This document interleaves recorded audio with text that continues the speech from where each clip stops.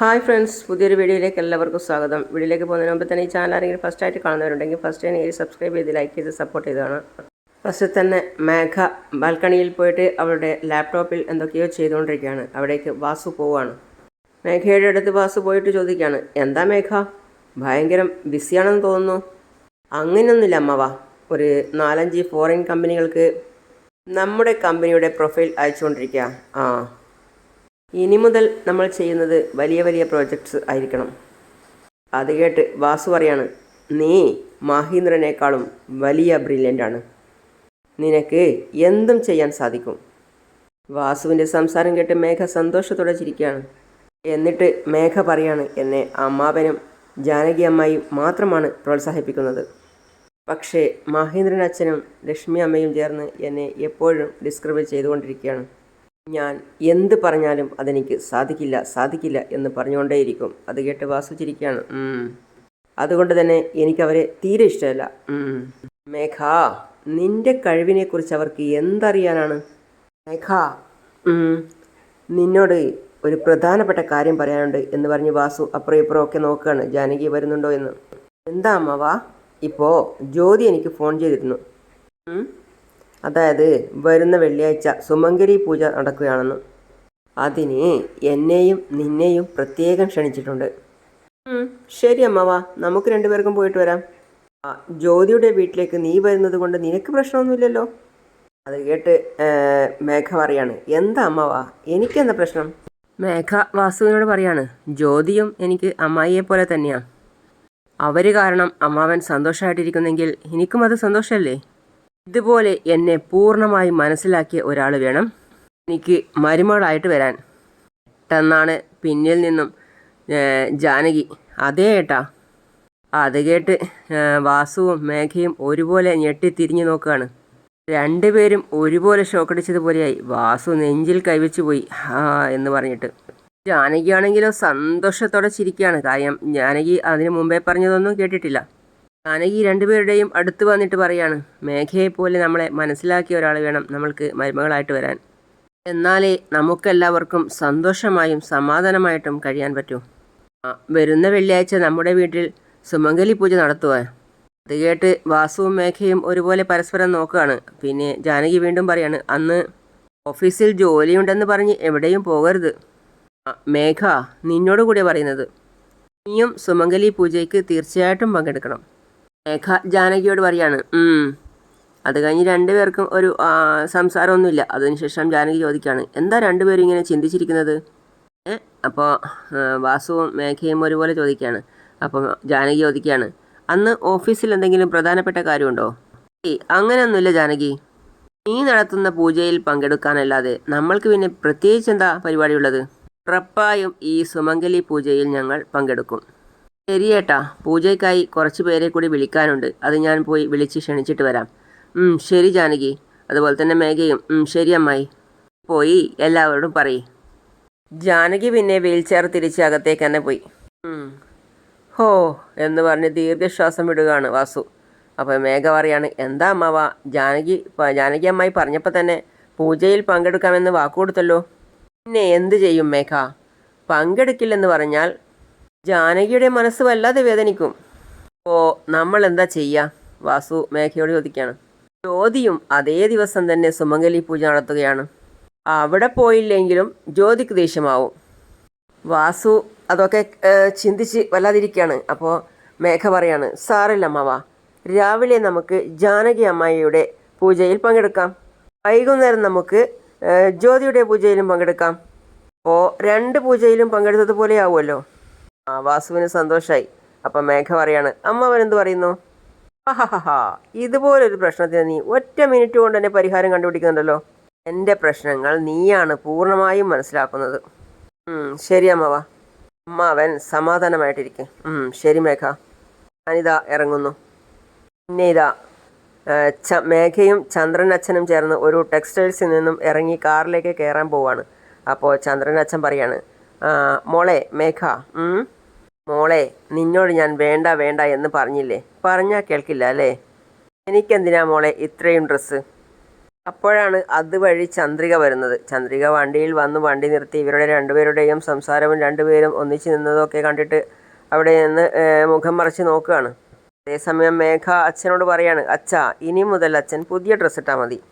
അച്ഛൻ്റെ കയ്യിലുള്ള പഴയ ഡ്രസ്സെല്ലാം എടുത്ത് മറ്റാർക്കെങ്കിലും കൊടുത്തേക്ക്. ഇനി മുതൽ എൻ്റെ അച്ഛൻ നല്ല ഭംഗിയുള്ള ഷർട്ടും പാൻറ്റും മാത്രമേ ഇടാവൂ. ചന്ദ്രൻ ചിരിച്ചുകൊണ്ട് പറയാണ്, എന്താ മോളെ ഇത്, ഞാൻ പ്രായമായ ആളാണ്. അതേസമയം ചന്ദ്രിക അവരെ തന്നെ ശ്രദ്ധിച്ചുകൊണ്ട് അവിടെ വണ്ടിയിലിരിക്കുകയാണ്. ഞാൻ ഇങ്ങനെ തന്നെ അങ്ങ് പോയിക്കോളാം. നീ നിൻ്റെ അനിയനെയും അനിയത്തിയെയും നന്നായിട്ട് നോക്കിയാൽ മതി. അത് തന്നെ ഈ അച്ഛന് ധാരാളം. അച്ഛാ ഇത് അച്ഛൻ എനിക്ക് പറഞ്ഞു തരണോ? അച്ഛാ അച്ഛൻ അവരെക്കുറിച്ച് ഓർത്ത് വിഷമിക്കണ്ട. അതേസമയം ചന്ദ്രിക മനസ്സിൽ ചിന്തിക്കുകയാണ്, മേഘ എന്തിനാണ് ചന്ദ്രന് ഡ്രസ്സൊക്കെ വാങ്ങിക്കൊടുക്കുന്നത്? അന്ന് കോഫി ഷോപ്പിൽ വെച്ച് ഒരുപാട് അടുത്ത് ഇടപഴകുകയും ചെയ്തല്ലോ. ഇതാ ഷോപ്പിങ്ങിനും കൂട്ടിക്കൊണ്ടു പോയിരിക്കുന്നു. ഇവർ രണ്ടുപേരുടെയും ഇടയിൽ എന്ത് റിലേഷൻഷിപ്പാണ് ഉള്ളത്? അത് എങ്ങനെയെങ്കിലും കണ്ടുപിടിച്ചേ പറ്റൂ. മേഘ അച്ഛനോട് പറയാണ്, ഞാൻ നന്നായിരിക്കണം എന്ന് അച്ഛൻ ഒരുപാട് ആഗ്രഹിക്കുന്നില്ലേ? അങ്ങനെയുള്ള എൻ്റെ അച്ഛനെ ഞാൻ നന്നായിട്ട് നോക്കണ്ടേ? അച്ഛന് വേണ്ടി ഇനി എന്ത് ചെയ്താലും അത് വേണ്ട എന്ന് മാത്രം പറയരുത് കേട്ടോ. ശരി മോളെ, നീ ഇങ്ങനെ പറയുന്നത് കേൾക്കുമ്പോൾ തന്നെ എൻ്റെ മനസ്സ് നിറഞ്ഞു മോളെ. ശരി അച്ഛാ, നമുക്ക് പോകാം. ശരി മോളെ, പോകാം. അങ്ങനെ രണ്ടുപേരും വണ്ടിയിൽ കയറാൻ പോയി. അപ്പോൾ അതേസമയം ചന്ദ്രിക മുഖം പൊത്തിയിട്ടാണ് ഇരിക്കുന്നത്. ചന്ദ്രിക പിന്നെ അവരുടെ വണ്ടിക്ക് പിന്നാലെ തന്നെ പോകാൻ തുടങ്ങി. പിന്നെ അവർ വണ്ടി കുറച്ച് ദൂരം ഓടിയതിനു ശേഷം ഒരു ഫ്ലാറ്റിൻ്റെ അടുത്ത് വണ്ടി കൊണ്ടുപോയി നിർത്തുകയാണ്. വണ്ടി നിർത്തിയിട്ട് അതിൽ നിന്നും ചന്ദ്രനും മേഘയും ഇറങ്ങുകയാണ്. അപ്പോൾ അതിൻ്റെ സൈഡിൽ ബാക്കിൽ തന്നെ വന്നിട്ട് നിൽക്കുകയാണ് ചന്ദ്രിക. മേഘയും ചന്ദ്രനും വണ്ടിയിൽ നിന്നും ഒരുപാട് ഡ്രസ്സിൻ്റെ കവറൊക്കെ എടുത്ത് നേരെ ഫ്ലാറ്റിന് അകത്തേക്ക് പോവുകയാണ്. അപ്പോൾ ചന്ദ്രിക മെല്ലെ വണ്ടി അവിടെ നിർത്തിയിട്ട് അകത്തേക്ക് കയറി എത്തി നോക്കുകയാണ്. അവിടെ അകത്ത് കയറിയപ്പോൾ ഹാപ്പി ബർത്ത്ഡേ എന്ന് പറഞ്ഞ് ഒരുപാട് ഡെക്കറേറ്റ് ഒക്കെ ചെയ്തിരിക്കുകയാണ്. അപ്പോൾ ചന്ദ്രൻ അത്ഭുതത്തോടെ നോക്കി നിൽക്കുന്നു. എന്നിട്ട് സംശയത്തിൽ ചോദിക്കുകയാണ്, മേഘ എന്താ മോളെ? അപ്പുറം ഇപ്പുറം നോക്കിയിട്ട് പറയാണ്, വീടെല്ലാം അലങ്കരിച്ചിരിക്കുന്നു. Wish you happy many more returns of the day അച്ഛാ എന്ന് പറഞ്ഞ് മേഘ അച്ഛന് കൈ കൊടുക്കുകയാണ്. ഇത് കണ്ട് മേഘയുടെ സഹോദരനും സഹോദരിയും മേഘയും അച്ഛനെയും നോക്കി ചിരിക്കുകയാണ്. അത് പിന്നെ എന്തായാലും എൻ്റെ ബർത്ത്ഡേ മറക്കാതെ നീ ഓർമ്മ വെച്ചിരുന്നല്ലോ. ഞാൻ കരുതി നിൻ്റെ അമ്മയെപ്പോലെ നീ മറന്നു കാണുന്നു. അറിയില്ല, നീ കൃത്യമായിട്ട് ഓർത്തു വെച്ചിട്ടുണ്ട്. ശരി മോളെ. പിന്നെ അവർ രണ്ടുപേരും കൈ കൊടുത്തുകൊണ്ട് പറയാണ്, അച്ഛാ ഹാപ്പി ബർത്ത്ഡേ അച്ഛാ. താങ്ക് യു മോനെ, താങ്ക് യു മോളെ. മേഘ പറയാണ് പിന്നെ, അച്ഛാ ഞാൻ പോയി കേക്ക് എടുത്തിട്ട് വരാം. എന്തിനാ മോളെ ഇതൊക്കെ? ഞാൻ പോയി എടുത്തു വരാം. ഓക്കെ ചേച്ചി. ചന്ദ്രിക മെല്ലെ അവിടെ തന്നെ തിരിഞ്ഞു മറിഞ്ഞ് കളിച്ചതിന് ശേഷം അകത്തേക്ക് കയറുകയാണ്. അങ്ങനെ ഓരോ സാധനവും ഓരോരുത്തരും എടുത്തുകൊണ്ട് വരികയാണ്. അപ്പം മേഘ പറയാണ്, അതവിടെ വെക്ക്.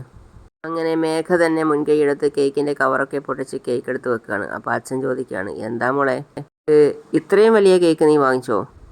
അച്ഛനോട് മേഘ പറയാണ്, ഇന്ന് പിറന്നാളല്ലേ, ഞങ്ങളത് ആഘോഷിച്ചില്ലെങ്കിൽ പിന്നെ വേറെ ആരാഘോഷിക്കാനാ? അച്ഛൻ ചിരിച്ചുകൊണ്ട് മേഘയോട് ചോദിക്കുകയാണ്, മേഘ നീ എല്ലാം ഉറപ്പിച്ചു വന്നിരിക്കുകയല്ലേ? വേണ്ടെന്ന് പറഞ്ഞാൽ നീ കേൾക്കില്ലല്ലോ. ശരി മോളെ, നിൻ്റെ ആഗ്രഹം പോലെ തന്നെ എല്ലാം നടക്കട്ടെ. ചന്ദ്രിക മെല്ലെ അവിടെ ജനൽ നീക്കിയിട്ട് നോക്കുകയാണ്. അപ്പോഴാണ് മേഘ വിളിക്കുന്നത് അച്ഛാന്ന്. അത് കേട്ടതും ചന്ദ്രിക ഞെട്ടി. അച്ഛൻ പോയി പുതിയ ഡ്രസ്സൊക്കെ ഇട്ടിട്ട് വാ. എന്നിട്ട് അവൾ വാങ്ങിച്ച ഡ്രസ്സിൻ്റെ കവർ എടുത്ത് അച്ഛന് കൊടുക്കുകയാണ്. അത് കേട്ട് ചന്ദ്രിക പെട്ടെന്ന് ഞെട്ടിത്തിരിഞ്ഞ് നോക്കുകയാണ്. അച്ഛനോ? അപ്പോൾ ചന്ദ്രനാണോ മേഘയുടെ അച്ഛൻ? ശരി മോളെ, ഞാൻ മാറ്റിയിട്ട് വരാം. അച്ഛൻ ഡ്രസ്സുമായി മാറ്റാൻ വേണ്ടി പോയ സമയത്ത് 3 പേരും സന്തോഷത്തോടെ ചിരിക്കുകയാണ്. അച്ഛൻ മാറ്റിയിട്ട് നല്ല അടിപൊളിയായി വന്ന്. അപ്പോൾ മകൻ പറയാണ്, കൊള്ളാമല്ലേ? മേഘയും പറയാണ്, അതെ സൂപ്പറായിട്ടുണ്ട്. അപ്പോൾ മേഘ, അച്ഛാ ഈ ഡ്രസ്സിൽ അച്ഛൻ അടിപൊളിയായിട്ടുണ്ട്. അച്ഛാ ഇത് നന്നായിട്ടുണ്ട്. ആ മോനെ, ഇത് മേഘ സെലക്ട് ചെയ്തതല്ലേ? എന്തായാലും പിന്നെ മോശമാവില്ലല്ലോ. ചന്ദ്രിക പിന്നെ പെട്ടെന്ന് തന്നെ ബർത്ത്ഡേൻ്റെ കേക്ക് മുറിക്കുന്നതൊക്കെ വീഡിയോ ആക്കി ഫോണിൽ എടുക്കുകയാണ്. അച്ഛാ ക്യാൻഡിൽ ഊതി കേക്ക് കട്ട് ചെയ്യുക അച്ഛാ. അച്ഛൻ പിന്നെ ക്യാൻഡിൽ ഊതി കേക്ക് കട്ട് ചെയ്യാണ്. അപ്പോൾ എല്ലാവരും കൈ അടിച്ചിട്ട് പറയാണ്, happy birthday to you, happy birthday to you അച്ഛാ. എല്ലാവരും ഒരുമിച്ച് പറയാണ്, ഹാപ്പി ബർത്ത്ഡേ അച്ഛാ, ഹാപ്പി ബർത്ത്ഡേ ടു യു അച്ഛാ. അങ്ങനെ അച്ഛനും മക്കളും നന്നായിട്ട് ബർത്ത്ഡേ ആഘോഷിക്കുകയാണ്. അപ്പോൾ അച്ഛൻ കേക്ക് കട്ട് ചെയ്ത് മേഘ കൊടുക്കുമ്പോൾ മേഘ പറയാണ്, ആദ്യം അച്ഛന്. ഇതൊക്കെ കണ്ട് ചന്ദ്രിക പുറത്ത് നിന്ന് പറയാണ് മനസ്സിൽ, അപ്പോൾ ഇയാളാണോ മേഘയുടെ അച്ഛൻ? അച്ഛനും മക്കളും പരസ്പരം അപ്പുറം ഇപ്പുറം കേക്ക് വായിൽ വെച്ച് കൊടുക്കുകയാണ്. പിന്നെ മേഘ പറയാണ്, എന്നെ അനുഗ്രഹിക്കച്ചാ. നന്നായി വരും മോളെ, നന്നായിരിക്കട്ടെ മോളെ, നിനക്ക് ദീർഘായുസ്സായിരിക്കട്ടെ. ഒരു വലിയ പീസ് കേക്ക് കട്ട് ചെയ്ത് പ്ലേറ്റിൽ വെച്ചിട്ട് പൂജ പറയാണ്, ചേച്ചി ഇത് കഴിക്ക് ചേച്ചി. അയ്യോ എനിക്ക് വേണ്ട പൂജ. അനിയത്തി സ്നേഹത്തോടെ തരുന്നതല്ലേ മോളെ. വാങ്ങി കഴിക്ക്. ശരി കൊടുക്കും മോളെ. താ. ചന്ദ്രനാണ് മേഘയുടെ അച്ഛനെങ്കിൽ മാലതി മുത്തശ്ശിയുടെ ചെറുമകളാണ് മേഘ. മേഘ എന്തുകൊണ്ടാണ് ഇത്രയും കാലമായിട്ട് ഇത് പുറത്തു പറയാതിരുന്നത്? അനീഷിൻ്റെ കയ്യിൽ നിന്നും മേഘ പറഞ്ഞിട്ടായിരിക്കും ചന്ദ്രൻ പണം മോഷ്ടിച്ചത്. ചന്ദ്രനാണ് മേഘയുടെ അച്ഛനെന്ന് ജാനകിയമ്മായി, അച്ഛൻ, അമ്മ എല്ലാവരോടും ഉടനെ തന്നെ അറിയിക്കണം. അച്ഛാ, ഇത് എൻ്റെ ബർത്ത്ഡേ ഗിഫ്റ്റ്. ഓ എന്താടാ ഇത്? അവളും അതുപോലെ തന്നെ കൊടുക്കുകയാണ്. അച്ഛാ, ഇത് എൻ്റെ ബർത്ത്ഡേ ഗിഫ്റ്റ്. ഓ താങ്ക് യു. ഗിഫ്റ്റൊക്കെ തന്ന് അത്ഭുതപ്പെടുത്തുവാണല്ലോ. എല്ലാവർക്കും കൂടെ ചേർന്നൊരു ഫോട്ടോ എടുക്കാം. ഇതിനെന്താ, വാ എടുക്കാം. അപ്പോഴാണ് ചന്ദ്രികയെ അവൻ്റെ ശ്രദ്ധയിൽപ്പെട്ടത്. അവൻ ചന്ദ്രികയെ തന്നെ നോക്കുകയാണ്. ഓടി വരുമ്പോഴേക്കും ചന്ദ്രിക അവിടെ നിന്നും രക്ഷപ്പെടുകയാണ്. അവൻ മനസ്സിൽ ചിന്തിക്കുകയാണ്, അയ്യോ അത് ചന്ദ്രികയാണല്ലോ. ചന്ദ്രിക രക്ഷപ്പെടാൻ വേണ്ടി ഓടുകയാണ്. അതിൻ്റെ പിന്നാലെ അവനും ഒന്നും പറയാതെ തന്നെ ഓടുകയാണ്.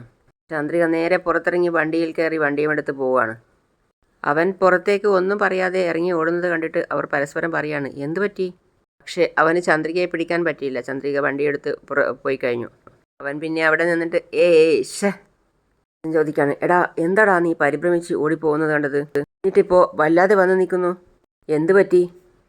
അത് നമ്മൾ സംസാരിച്ചതെല്ലാം ചന്ദ്രിക കണ്ടു. അപ്പം മേഘ ഞെട്ടാണ്. ചന്ദ്രിക കണ്ടെന്നോ? അച്ഛാ, ചേച്ചി അച്ഛനെ അച്ഛാന്ന് വിളിച്ചു. ഞങ്ങൾ രണ്ടുപേരും മേഘ ചേച്ചി എന്ന് വിളിച്ചു. ഞാൻ ആ ചന്ദ്രിക കണ്ടു. മേഘ ആകെ പരിഭ്രാന്തിയായി നിൽക്കുകയാണ്. അപ്പോൾ അവൻ പറയാണ്, അവളെല്ലാം മനസ്സിലാക്കി അച്ഛാ. അയ്യോ ഇനിയിപ്പോൾ എന്താ ചെയ്യുക? ചന്ദ്രിക വീട്ടിൽ ചെന്ന് എല്ലാ സത്യവും വിളിച്ചു പറഞ്ഞാൽ അയ്യോ അച്ഛൻ വലിയ ആപത്തിൽപ്പെടുമല്ലോ. അതേ മോളെ, ഞാനാണ് നിന്റെ അച്ഛൻ എന്ന് മഹേന്ദ്രൻ അറിഞ്ഞാൽ ഞാനാണ് ചന്ദ്രികയെ കൈക്കുഞ്ഞായിരുന്നപ്പോൾ മാറ്റിക്കിടത്തിയത് എന്ന് പറഞ്ഞ് അവരെന്നെ പോലീസിൽ പിടിച്ചു കൊടുക്കും. അങ്ങനെ സംഭവിച്ചാൽ ഈ ജന്മം ജയിലിൽ നിന്ന് പുറത്തു വരാൻ കഴിയില്ല.